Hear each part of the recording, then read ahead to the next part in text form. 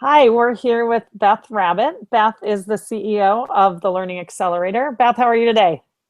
I'm great. How are you, Mary? I'm good. So, Beth, you've had tons of experience working on behalf of young people and providing great education opportunities for all. I think you were part of the first graduating class at Harvard, one of their programs, and have recently taken on the role of CEO of Learning Accelerator. Why don't you tell us a little bit about your background, how you came to that role, and what gets you up each day to do this work? Yeah, absolutely. Hi, everybody. So as Mary said, I've been working in education for a while, for most of my career. I actually started actually as a neuroscience fellow, looking into sort of how different students, depending on their sort of learning type and their learning differences, specifically students with dyslexia or ADHD, process their social worlds and their surroundings. And as a function of that, got really interested in my career, kind of thinking about how the environments that kids are learning in kind of affect their experiences and how their differences sort of lead them to experience those environments in different ways. And so I ended up joining the team at New Schools Venture Fund after a couple of years in the corporate sector, kind of working with education entrepreneurs who are trying to find new ways to provide supports for students. And through that time, got really interested in sort of innovation as a context for schooling and the type of improvement we're undertaking. As Mary mentioned, after a number of years working with education technology organizations, human capital organizations, I joined the first cohort of EDLD students at the Harvard Graduate School of Education, where I was working with a number of other leaders who were getting trained to kind of think about the intersection of business and policy and education. And coming out of that, really wanted to spend my career thinking about the ways in which innovation get applied to schools, and specifically how we prepare kind of our human capital component of schooling to kind of be prepared to take innovation and run with it. And so I joined the founding team of Touchstone Education to launch Merit Prep, which was a flex blended learning school in Newark that's now part of Matchbook Learning.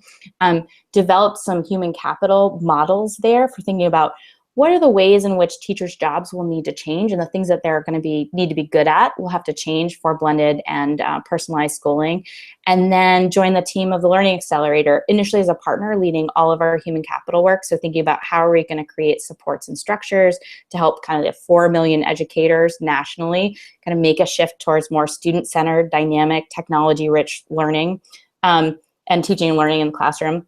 And then was with the team for 3.5 years and was recently named CEO. And so I'm super excited to be taking TLA into kind of its next stage, kind of getting very specific about how we support kind of schools and education designers who want to make their classrooms more personalized, more competency-based, and data-rich. So that's what we're up to.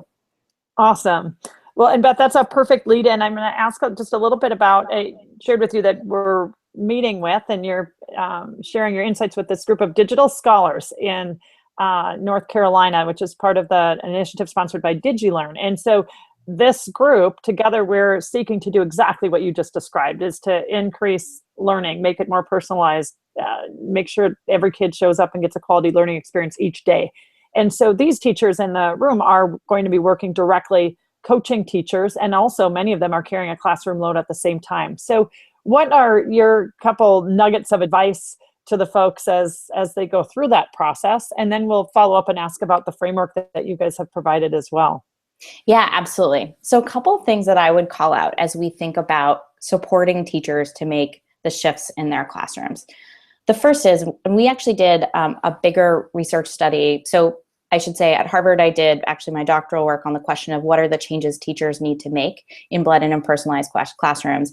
And then as I was coming on at TLA, when we first started our work, we actually talked to kind of schools and practitioners and some thought leaders across the country to really dig in on this question of like, what really is different here for teachers?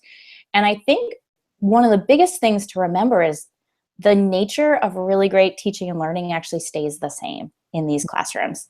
Knowing your students really deeply, constructing really interesting questions for inquiry, knowing your content area and the pedagogy for that still remain really important. Creating a culture of kind of mastery and safety within your classroom. Those things are what great teachers do already.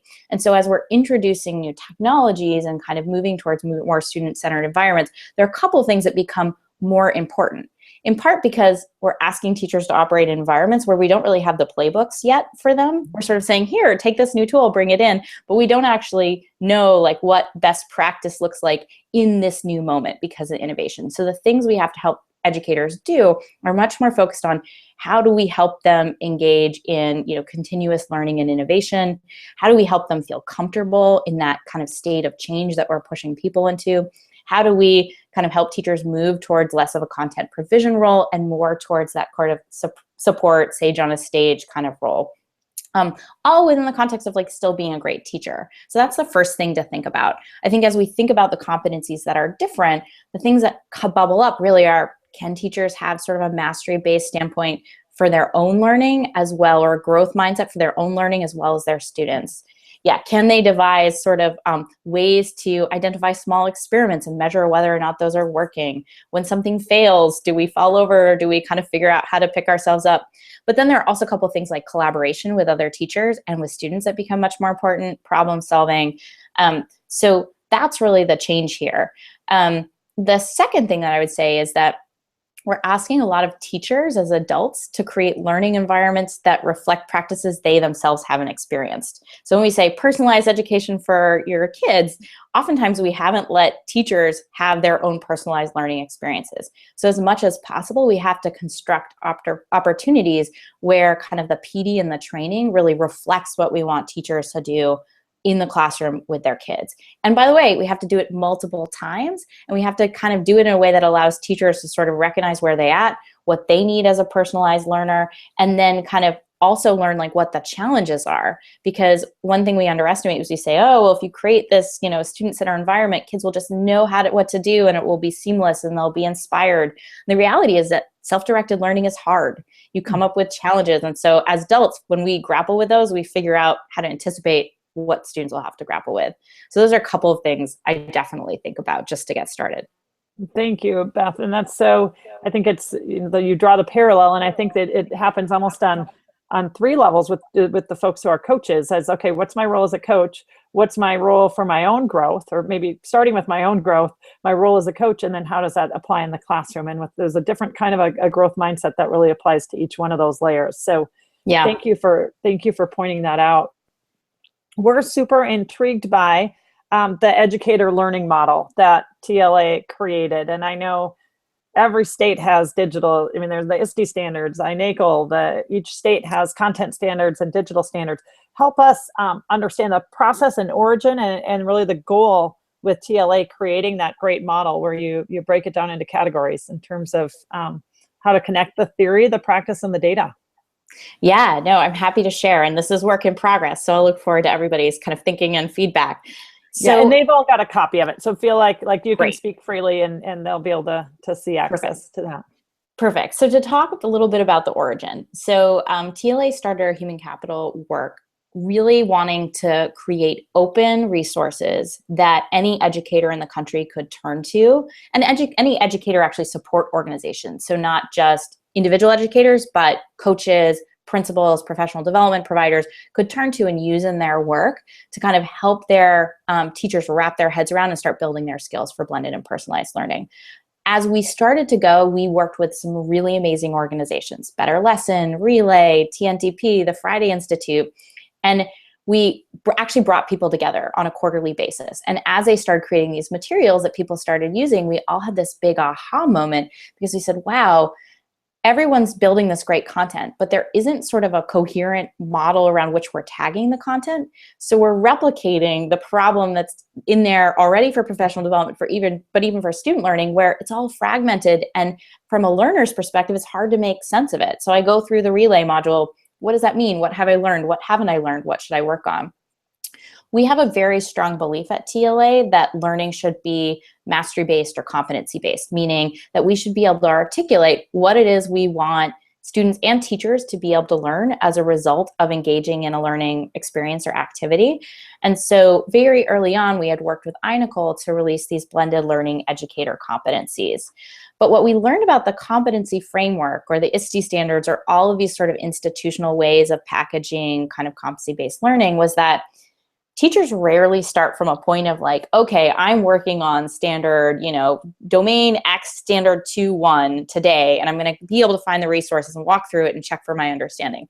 Most of the time when teachers are learning, it's coming from a problem of practice that they're experiencing in their classroom. I noticed my students aren't engaging with X, or I've noticed that I don't have a good strategy for Y.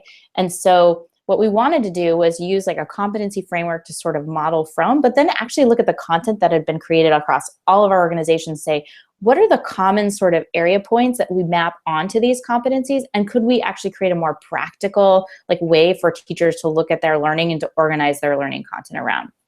So we took all the standards and we broke them into like all these very granular pieces. And then we looked at all the content that was out there and actually mapped them back and forth and then mapped them. And what we came up with at the end was actually this practice-based model for talking about what teachers are doing and learning. Nerdily, there's this whole data back end that we're working on doing a pilot with a couple of partners to say, like, could we actually track the data behind this learning? But at the first point, from a big level, like, can we actually create tags or common ways of talking about this learning that could actually map to any competency framework, but would actually be a coherent experience from the learner's end and would allow them to come in through a problem of practice angle rather than from a standards angle. So that's sort of the origin. Awesome. And do you have any tips, in terms of applying some of those concepts of the framework, or like you talked about maybe something that could be done in the classroom? Can you either give an example of how someone's done that with the TLA model, or what you would encourage someone to do? This group of teachers, as they're here today together and will be coaching and teaching in the next couple days. Yeah, so one thing that we've started to talk to some people about with the model is actually just using the model as sort of, for you as coaches, using the model as sort of a reflective tool to kind of help your teachers identify their own sort of goals for learning or their own like needs of what they want to be doing, right? So one thing that we've been doing, for example, is like using the model with like sort of a quick, we've literally created an Excel sheet where you can say like, what's a strength, what's a gap, and then have people look at it and say like, oh, I need more help here and here, to kind of engage in a really specific sort of self-assessment up front around kind of where people are as a result of their kind of existing competency or competence level. And that really helps their coaches, but also the school at large, kind of figure out how to prioritize different development areas of the whole model, because the whole model is really overwhelming. And then the second thing we've been working with is having, so a lot of the school organizations we work with create playlists or sites for their teachers to go to be able to access, different resources. What they've been doing is, say, picking one piece of the model and saying, okay, the physical learning environment, let's help our teachers think about how they are using their physical environment right now, how the desks are set up, what the students are doing in the room, and actually provide them a couple of resources or readings or pieces to kind of think about, okay, what could they do differently, or what might they want help with? And sort of chunking and making it more manageable. I think what it does is it sort of allows teachers to sort of reflect on their practice, identify really clearly, either by themselves or with the help of a coach, how to like create a learning plan around that. And once you do that, you have that sort of common language for identifying sports, but also assessing whether or not change is taking place. So that's sort of like where most people are with it right now. Our goal as we move into the future is actually to help, from TLA's end, do more of that explicitly mapping content on a platform for people. We're not quite there yet, but what we hope is in the future to have the equivalent of what we're seeing for kids on Guru with playlists around standards, is that teachers could say like, oh, okay, I need help with collecting formative feedback, and be able to go and find a list of resources and then actually track their learning, and kind of what we call the sort of unicorn idea of the future for professional learning is that we'd be able to kind of have our own dashboards for our own learning as educators as much as we do for students and so forth. So that's what we're working on. But people are sort of hacking together in their own systems right now. Super exciting. Thank you for helping us understand kind of the origin, the usefulness and application, and then also where it's headed. And I think certainly pertinent to the work that we're doing together as with the scholars. And Beth, you're just got so much expertise and experience, and appreciate your enthusiasm as well for what happens for young people. So we're all set. Unless there's anything else from your end, we want to say thank you for participating. Nothing on my end beyond thank you for doing the work you're doing. If you ever have any feedback for us at TLA, I'm sure Mary can connect you, and I'm always excited to hear from folks who are actually living and experiencing this with teachers and learners on the ground. So please reach out. Thank you, Beth. Thank you.